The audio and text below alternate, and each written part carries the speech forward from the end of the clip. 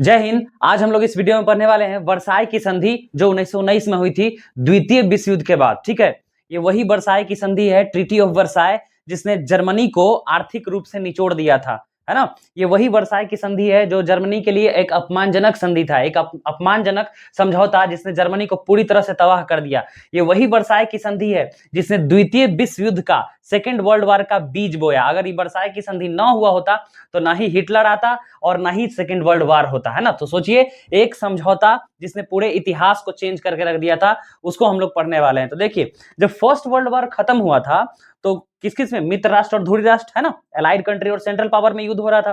तो allied country जीत गया था, है ना, मित्र राष्ट्र जीत गए थे, जिसमें फ्रांस थे, अमेरिका थे, है ना, ये लोग कंट्रीज थे।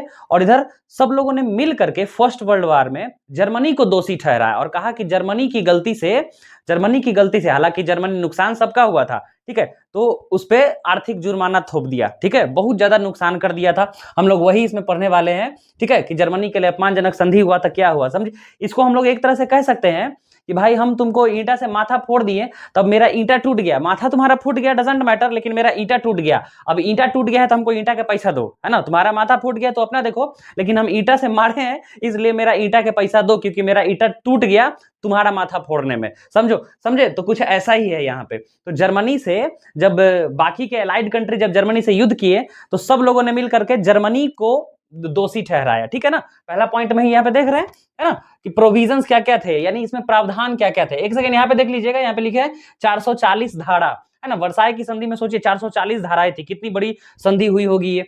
तो क्या क्या प्रोविजन है, क्या क्या प्रावधान है, वो देखते हैं। तो पहला है कि जर्मनी को दोषी ठहराया, यानी पूरे मित्र राष्ट्रों ने जर्मनी को दोषी ठहराया और युद्ध का हर्जाना थोप दिया उस पर। युद्ध का हर्जाना का मतलब हो गया कि इकोनॉमिकली उसको बहुत ज्यादा नुकसान पहुंचाया, उससे पैसा वसूल लिया सब मिलके, ठीक है। दूसरा, अल्सेस क्षेत्र पर फ्रांस का कब्जा, यानी फ्रांस को लौटाया गया, कब्जा नहीं, फ्रांस को। अल्सेस क्षेत्र पहले फ्रांस का ही था, जिस पर जर्मनी ने कब्जा कर लिया था। कब? 1870 में। अल्सेस एरिया ऑलरेडी पहले फ्रांस का था, है ना, बहुत पहले, जो 1870 में कब्जा किया गया था जर्मनी के द्वारा। लेकिन बाद में इसी समझौता में कहा गया कि अल्सेस क्षेत्र, अल्सेस वाला एरिया जो तुमने पहले लिया है, उस एरिया को तुम लौटा दो। तीसरा देखिएगा, तीसरा प्रावधान क्या है कि जर्मनी का जो लोहा और कोयला का जो खदान था, है ना, जहां से, यानी जिस एरिया में लोहा का खदान, कोयला का खदान, कैसे भारत में झारखंड है तो लोहा का खदान है, कोयला का खदान है ना, ऐसे ही, है ना, उड़ीसा है यहाँ पे।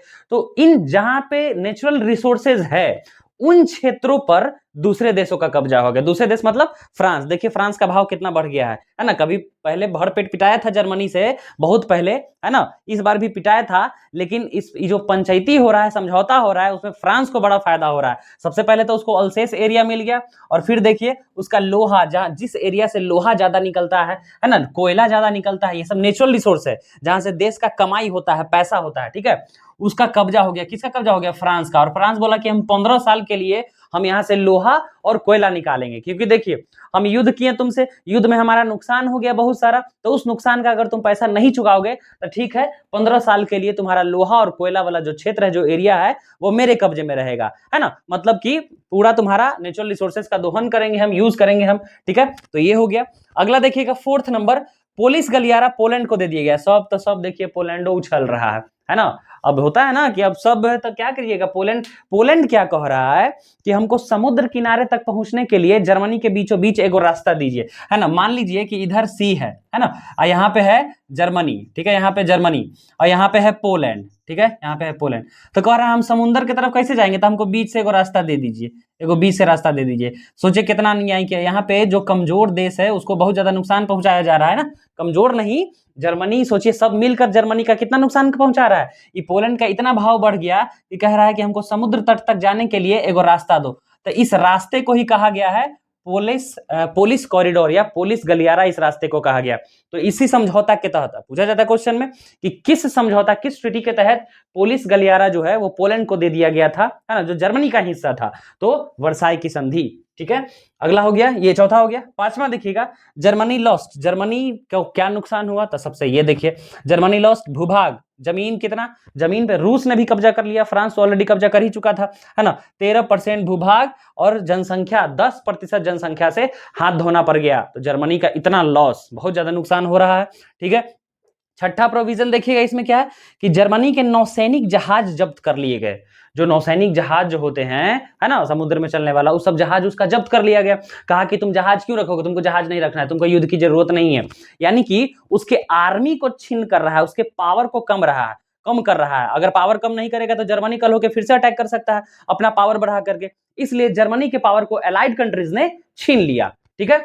और देखिए और क्या कह रहा है कि तुम सेना ज्यादा नहीं रखोगे, 1 ही लाख तक सेना रख दिए, यानी कि 1 लाख तक सेना रखेगा। और ऊपर से वो कैसा सेना, तो अब सेना कैसा लेगा, लाठी लेके खड़ा रहेगा, यानी छिटपुटिया बंदूक लेके खड़ा रहेगा, है ना। तुम टैंक नहीं रख सकते हो, नौसैनिक जहाज नहीं रख सकते हो, बड़ा बड़ा तोप नहीं चला सकते हो, कुछ भी खतरनाक हथियार तुम्हारा सेना नहीं चलाएगा। और रहेगा भी तो सेना का लिमिटेशन क्या है, 1 लाख तक सेना ही रहेगा। यह है ट्रीटी ऑफ वर्साई में। देखिए जर्मनी को पंगु बना दिया जा रहा है ना, विकलांग बना दिया गया जर्मनी को।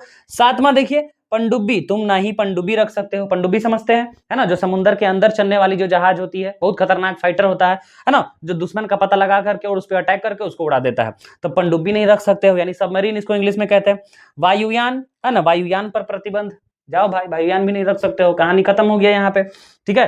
तो इतना सारा नुकसान किया गया, किसको किया गया, किसको, ये अपमानजनक संधि किसके लिए हुआ, तो जर्मनी के लिए। इस तरह से जर्मनी को पूरी तरह से निचोड़ करके रख दिया।